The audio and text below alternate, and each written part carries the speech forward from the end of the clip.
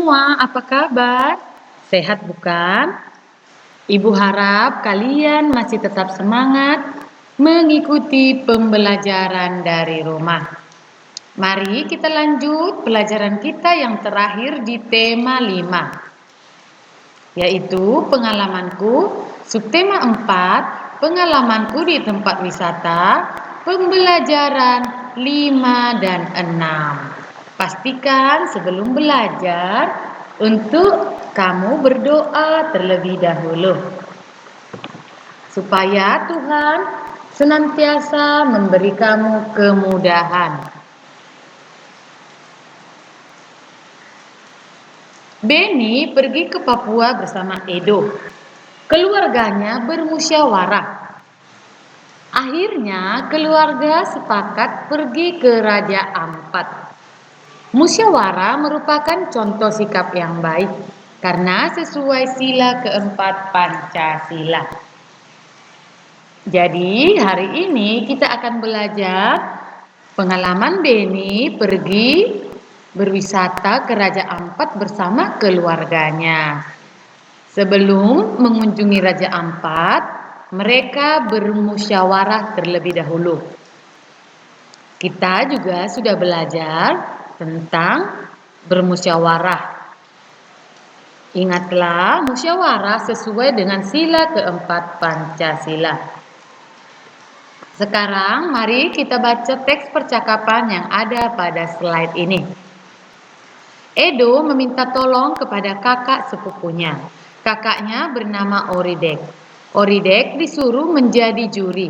Bacalah teks percakapan berikut. Edo, Bang, bolehkah meminta tolong?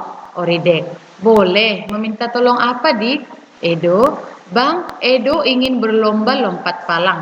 Apakah abang mau menjadi jurinya? Oridek, baiklah kalau begitu. Bersiaplah untuk menjadi pemenang. Edo, oke bang, terima kasih ya bang. Nah, dari percakapan ini kamu bisa belajar bagaimana cara meminta tolong.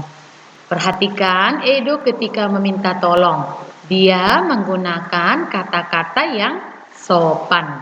Begitulah ketika kamu meminta tolong kepada orang lain, gunakan kata-kata yang sopan. Kita lanjut pelajaran kita.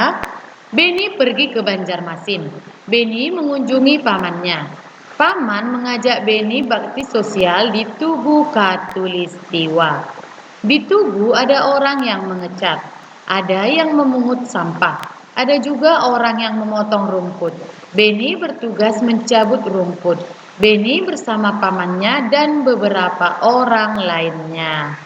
Nah, kamu bisa lihat Benny bergotong royong bersama pamannya dan orang lainnya.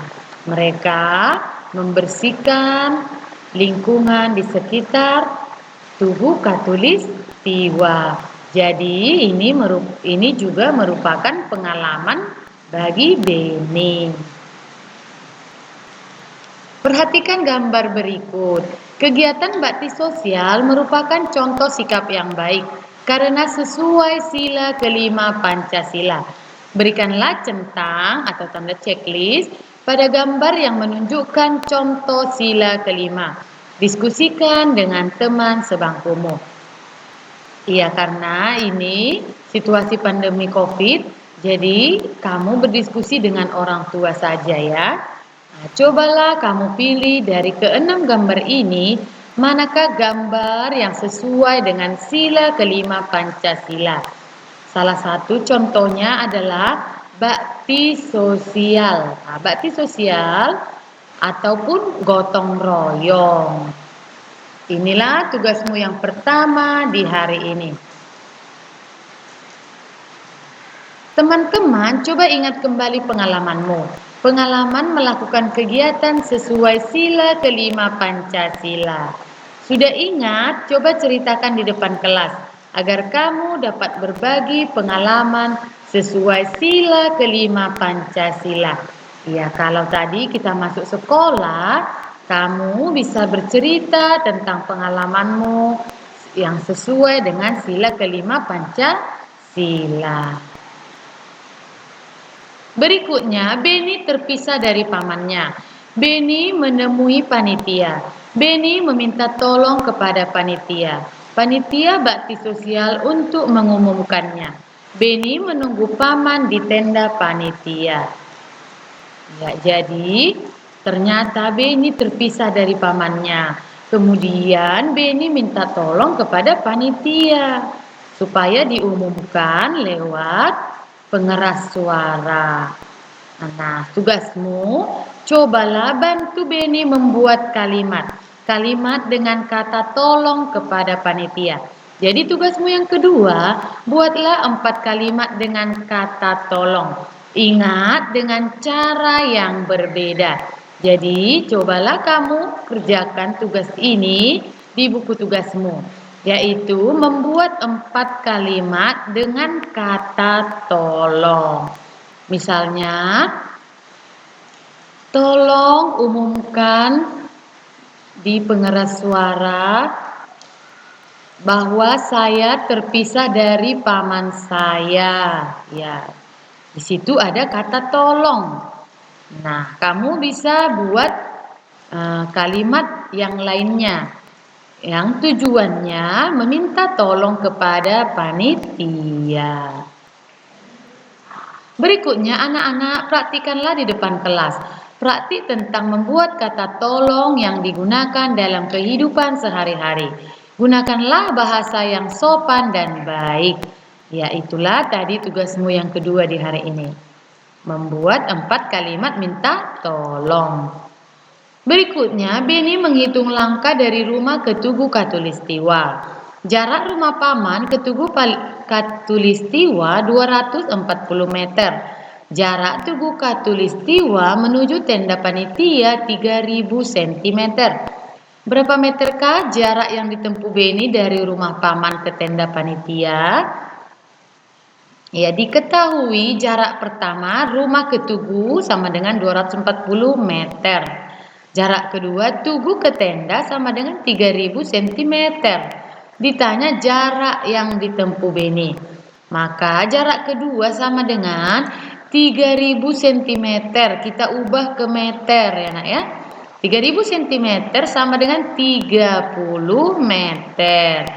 Maka jarak tempuh sama dengan jarak pertama tambah jarak 2. Sama dengan 240 meter tambah 30 meter. Nah, sama dengan 270 meter. Jadi jarak yang ditempuh Beni adalah 270 meter. Ketika kamu menemui soal seperti ini, perhatikan satuan yang diminta ya nak ya. Ya, kita ditanya di sini berapa meterkah? Nah, berarti nanti jawabannya dalam bentuk meter. Seperti ini ya nak ya. Kamu bisa perhatikan 270 meter. Berarti bila ada yang satuannya sentimeter, kita ubah ke meter. Ini dia ya nak ya. 3000 cm kita ubah ke meter. Maka tinggal menjumlahkan saja. Sehingga hasilnya 270 meter. Nah, tugas kamu yang ketiga adalah mengerjakan kelima soal yang ada di sini. Cobalah kamu buka bukumu halaman 213. Di situ kamu akan menemukan kelima soal ini. Artinya hari ini kamu memiliki 3 tugas. Cobalah kamu kerjakan setiap tugas dengan penuh rasa tanggung jawab dan kumpulkan pada waktu yang telah ditentukan. Sekian saja pelajaran kita hari ini. Sampai jumpa di pelajaran kita selanjutnya.